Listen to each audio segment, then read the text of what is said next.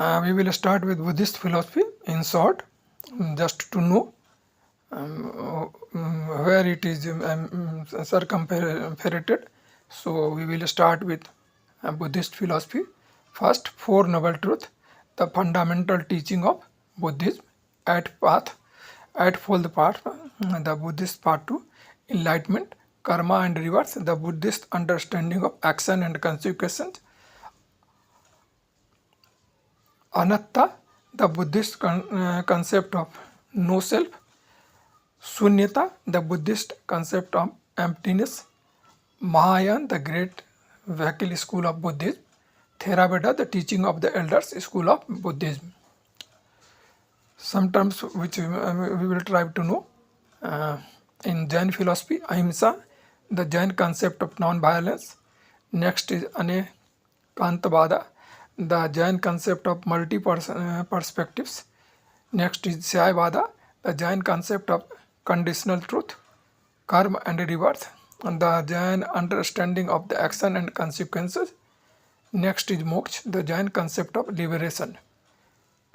And Tirthankar, the Jain concept of spiritual. Other philosophical tradition, other important philosophy related to Charvak, the materialistic school of thought, means what we are doing, what we are getting, what we are taking, that is the only thing. Nothing is other than this life exists. That is called Charvak philosophy. Ajivikas, the school of thought that emphasized fate and determination. Next is Sikhism, the philosophical and spiritual tradition founded by Guru Nanak. Influence of the Western philosophy, influence in German philosophy, Indian philosophy is influence of German thinker like Schopenhauer and Nietzsche. Influence on American transcendentalism, Indian philosophy is influence on American thinkers like Emerson and Thoreau. Contemporary relevance, Indian philosophy relevance to modern science, the connection between Indian philosophy concept and modern scientific theory, the Indian philosophy relevance to modern ethics, the connection between Indian philosophy concept and modern ethical theories.